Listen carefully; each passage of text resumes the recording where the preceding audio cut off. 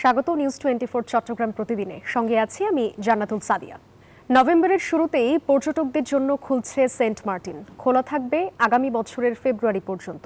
বৃহস্পতিবার দুপুরে সচিবালয়ে বিশ্ব পর্যটন দিবস উপলক্ষে আয়োজিত সংবাদ সম্মেলনে একথা জানান বিমান ও পর্যটন উপদেষ্টা শেখ বশির উদ্দিন। তিনি জানান, নভেম্বর ও ডিসেম্বরে প্রতিদিন 2000 পর্যটক যেতে পারবেন সেন্ট মার্টিনে। আর জানুয়ারি ও ফেব্রুয়ারিতে দ্বীপটিতে রাত্রিযাপন করা যাবে। সেন্ট মার্টিনের পরিবেশের ব্যবস্থাপনা দেখে পরবর্তীতে এ সময় বাড়ানো হতে পারে বলেও জানান পর্যটন উপদেষ্টা। সুনির্দিষ্ট কারণ রয়েছে আমাদের পরিবেশ মন্ত্রণালয় এটাকে নিয়ন্ত্রণ করার। আমরা চাই না যে আমরা ওখানে যেতে পারবো না, এরকম কোনো কারণ নেই। আমরা যেতে পারবো, বাট আমরা শুধু যে সেন্ট মার্টিন তা না, আমাদের বাংলাদেশের আমাদের যে মহাপরিকল্পনায় যে 1500 যে ট্যুরিজম স্পট আছে, আমরা সেখানে দেখতে পাই যে মাত্র কয়েকটা জায়গায় ট্যুরিস্ট আসার ফলে আমাদের বিভিন্ন রকমের বিপত্তি সংঘটিত হয়। আমরা এই জিনিসটাকে মাথায় নিয়ে আমরা এই জিনিসটাকে সংরক্ষণ করার উদ্দেশ্যে, জীববৈচিত্র্য সংরক্ষণ, স্থানীয় জনবসতির যে চাহিদা সেটাকে সম্মান করে আমরা একটা জিনিসটাকে সীমিত করতে চাচ্ছি। চট্টগ্রাম বিশ্ববিদ্যালয় কেন্দ্রীয় ছাত্র সংসদ ও হল সংসদ নির্বাচনের প্রার্থীরা প্রচার শুরু করেছেন। যাচ্ছেন ভোটারদের দ্বারে দ্বারে। প্রকাশ হয়েছে চূড়ান্ত প্রার্থী তালিকা। একই সাথে খসড়া ব্যালট নাম্বারও প্রকাশ করা হয়েছে। বুধবার ছিল মনোনয়নপত্র প্রত্যাহারের শেষ দিন। 2 দিনে কেন্দ্রীয় সংসদের 11 জন এবং হল সংসদে 9 জনের প্রার্থিতা বাতিল করে নির্বাচন কমিশন। 908 জনের চূড়ান্ত প্রার্থিতা প্রকাশ করা হয়েছে। আগামী 15 অক্টোবর অনুষ্ঠিত হবে চাকসু নির্বাচন। চাকসু নির্বাচনের আরো খবর জানাতে আমাদের সঙ্গে যুক্ত হচ্ছেন সহকর্মী তামিম আহমেদ শরীফ। তামিম, প্রচারের মাঠে প্রার্থীরা কি কি প্রতিশ্রুতি দিচ্ছেন, সবশেষ কি চিত্র দেখতে পাচ্ছেন ক্যাম্পাসে জানাবেন। ধন্যবাদ সাদিয়া, আপনি যেমনটি বলছিলেন দীর্ঘ 35 বছরের প্রতীক্ষা এই চাকসু নির্বাচন। সেই চাকসু নির্বাচন ঘিরে শিক্ষার্থীদের মধ্যে দেখছি আমরা উৎসব আমেজ বিরাজ করছে।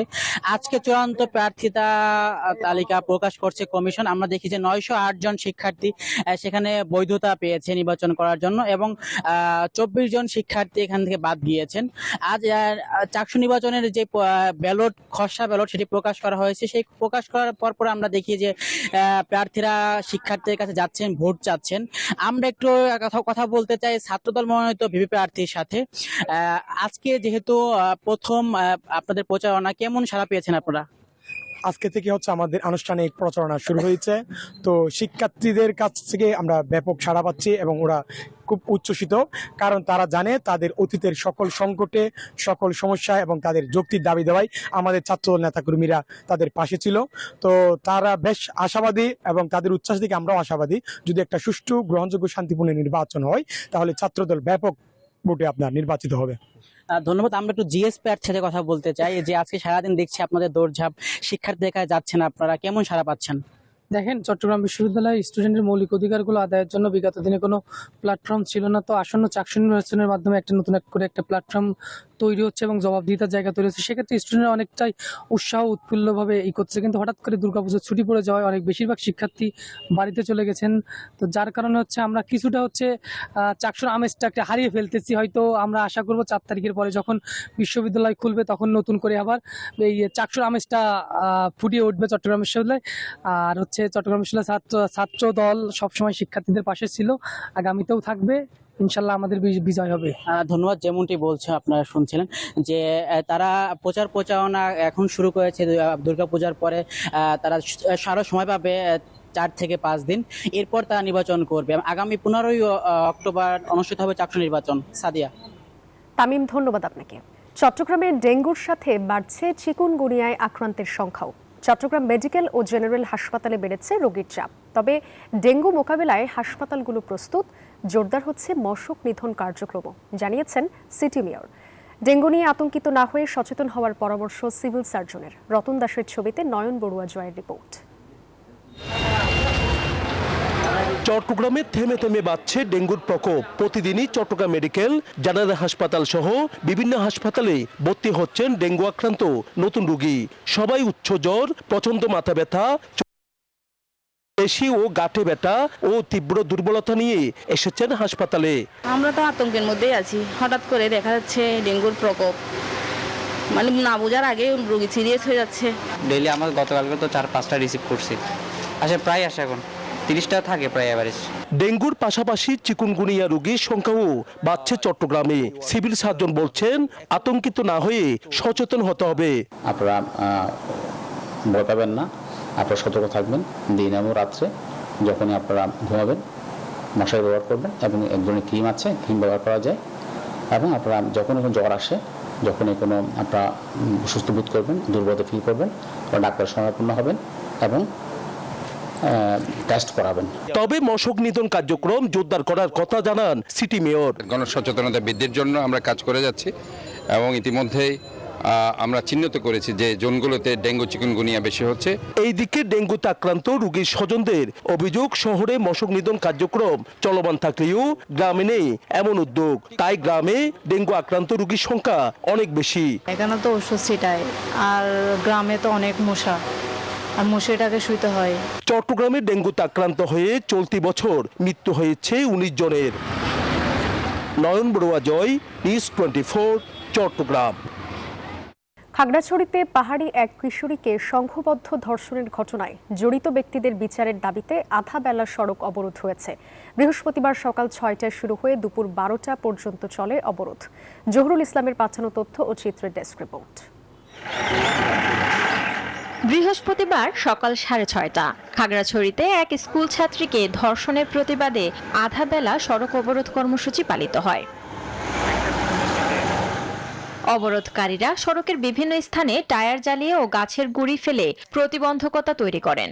ফলে ঢাকা সহ সারা দেশ থেকে আসা সাজেক ও খাগড়াছড়ি গ্রামে পর্যটকরা আটকা পড়েন। শহরে যানবাহন চলাচল করলেও দূরপাল্লার যান চলাচল বন্ধ ছিল।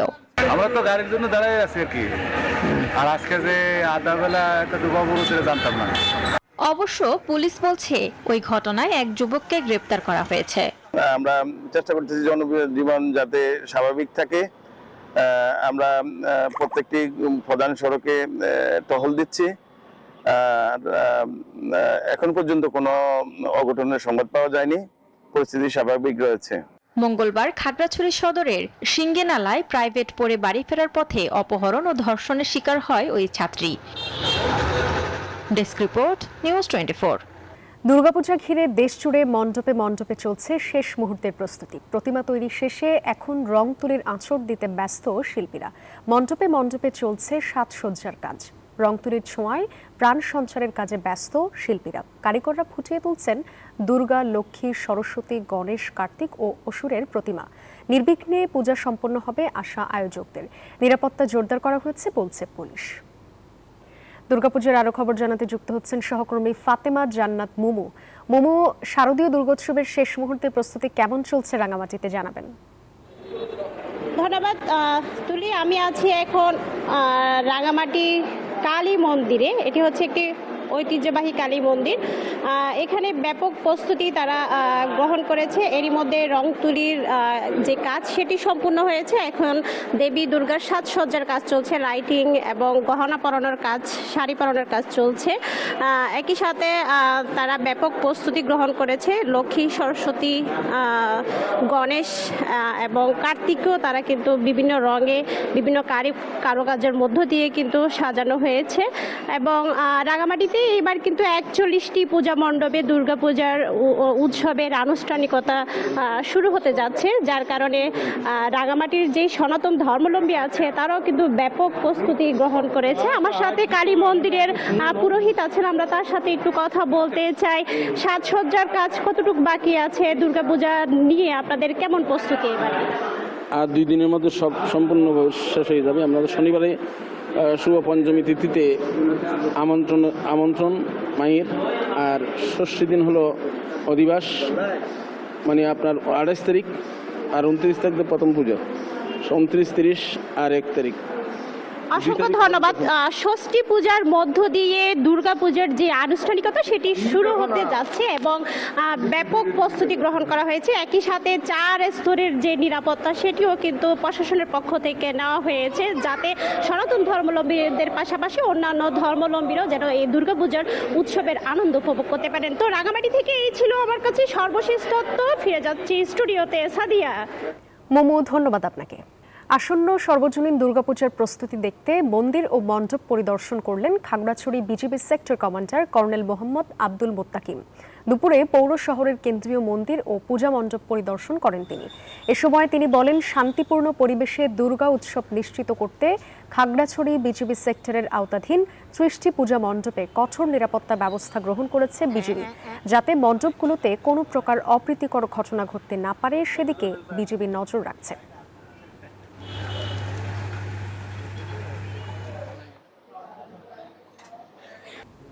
খাগড়াছড়িতে এবারে ৬৫টি পূজা মণ্ডপে দুর্গাপূজা অনুষ্ঠিত হতে যাচ্ছে। এখন প্রত্যেকটি পূজা মণ্ডপে ব্যস্ত সময় পার করছেন শিল্পীরা। এ নিয়ে বিস্তারিত জানিয়েছেন সহকর্মী মোহাম্মদ জহুরুল আলম। খাগড়াছড়ি জেলায় এবারে ৬৫টি পূজা মণ্ডপে দুর্গাপূজার প্রতিমা তৈরি হচ্ছে। মৃৎশিল্পীরা এখন চরম ব্যস্ত সময় পার করছেন। জেলা সদরে ২১টি পূজা মণ্ডপে এখন এই কাজ চলছে। আমি যেখানে দাঁড়িয়ে আছি শ্রী লক্ষ্মীনারায়ণ মন্দির, এখানে আমি যদি একটু দেখাতে চাই তাহলে এখানে দেখা যাচ্ছে প্রতিমা তৈরির যে কাজগুলো শেষ হচ্ছে। এখানে প্রতিমার কাজ চলছে, রং তুলি কাজও করা হবে এবং একই সাথে পোশাক পরিধান করা হবে। এখানে আমার সাথে এখানে এই মন্দিরে রয়েছেন একজন পুরোহিত। আমি তার কাছ থেকে জানতে চাইবো আপনাদের এই দুর্গাপূজা কবে থেকে শুরু হচ্ছে এবং কাজ কি পর্যায়ে রয়েছে? আমাদের দুর্গাপূজা মহাষষ্ঠী থেকে শুরু হচ্ছে কাজ। আমাদের প্রতিমা কিছু রং তুলি দিয়ে বাকি ছিল, রং করানো এবং কাগজ পরানো, এগুলো সম্পূর্ণ প্রায় শেষের দিকে। আর আমাদের স্টেজও প্রায় শেষের দিকে। আমাদের বোধন থেকে শুরু হবে মহা দুর্গাপূজা ষষ্ঠী থেকে। উনি যেমনটা বলেছেন এখানে ষষ্ঠী শুরু হবে, ২৮শে সেপ্টেম্বর থেকে ষষ্ঠী শুরু হবে এবং মা দুর্গা দেবী এবারে হাতিতে করে আসবেন এবং পালকিতে চড়ে চলে যাবেন। খাগড়াছড়ি শ্রী লক্ষ্মীনারায়ণ মন্দির প্রাঙ্গণ থেকে আমার সর্বশেষ দুর্গাপূজা নিয়েছিল এই পরিস্থিতি। কক্সবাজারের ঈদগড় সড়কটিতে পুলিশি অভিযান পরিচালনা করা হয়েছে। সকাল থেকে নবাগত অফিসার ইনচার্জ ফরিদা ইয়াসমিনের নেতৃত্বে শুরু হয় সাঁড়াশি অভিযান। পাহাড়ের পর পাহাড় ঘিরে একের পর এক তল্লাশি অভিযান পরিচালনা করা হয়। ডাকাতদের সম্ভাব্য আস্তানা একে একে চষে বেড়ায় পুলিশ। ডাকাতি অপহরণের কারণে দীর্ঘদিন ধরে আতঙ্কের জনপদে পরিণত হয় এই রুটটি। নিয়মিত টহলে স্থানীয়দের চলাচলে নিরাপত্তা ফিরবে বলে প্রত্যাশা স্থানীয়দের। খাগড়াছড়িতে সেনা অভিযানে অস্ত্রসহ দুর্বৃত্ত ও মাদক ব্যবসায়ীকে আটক করেছে সেনাবাহিনী। বুধবার রাতে গোয়েন্দা তথ্যের ভিত্তিতে সেনাবাহিনীর ২৪ আর্টিলারি ব্রিগেড ও লক্ষ্মীছড়ি জোনের সেনা সদস্য এই অভিযান পরিচালনা করে। অভিযানে সেনা টহল দল তল্লাশি চালিয়ে একটি শটগান, 303 রাইফেলের 2 রাউন্ড গুলি, পিস্তলের 6 রাউন্ড গুলি, ১৪৪ পিস ইয়াবা, 9টি দেশীয় ধারালো অস্ত্রসহ বিভিন্ন সরঞ্জাম জব্দ করে। গ্রেফতারকৃত আসামিকে থানায় হস্তান্তর প্রক্রিয়া চলছে। সেনাবাহিনী জানিয়েছে, শান্তি, নিরাপত্তা ও স্থিতিশীলতা রক্ষায় এ ধরনের অভিযান চলবে। খাগড়াছড়ি ও ফটিকছড়ির সীমান্তবর্তী এলাকা আব্দুল্লাহপুর নানুপুরে বিশেষ অভিযান চালিয়ে অস্ত্র, গোলাবারুদ, মাদক ও বিভিন্ন সরঞ্জামাদি সহ এক সশস্ত্র দুর্বৃত্ত মাদক ব্যবসায়ীকে আটক করেছে সেনাবাহিনী। বুধবার রাতে গোয়েন্দা তথ্যের ভিত্তিতে সেনাবাহিনীর ২৪ আর্টিলারি ব্রিগেড ও গুইমারা রিজিয়নের আওতাধীন লক্ষ্মীছড়ি জোনের সেনা সদস্য এই অভিযান পরিচালনা করে।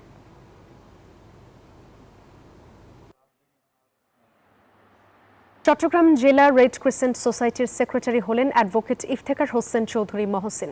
৯০-এর গণ অভ্যুত্থানের অন্যতম সংগঠক, ২৪-এর গণ আন্দোলনের সক্রিয় যোদ্ধা, ছাত্রদলের প্রতিষ্ঠাকালীন এই সংগঠক সকালে দায়িত্ব গ্রহণ অনুষ্ঠানে তিনি মানব কল্যাণে ঐক্যবদ্ধভাবে কাজ করার আহ্বান জানান। এ সময় রেড ক্রিসেন্ট সোসাইটির বিভিন্ন নেতৃবৃন্দ উপস্থিত ছিলেন। এই ছিল নিউজ 24 চট্টগ্রাম প্রতিদিনের সংবাদে। আরও সংবাদ ও বিশ্লেষণ জানতে ভিজিট করুন news24bd.tv। এতক্ষণ সাথে থাকার জন্য ধন্যবাদ সবাইকে।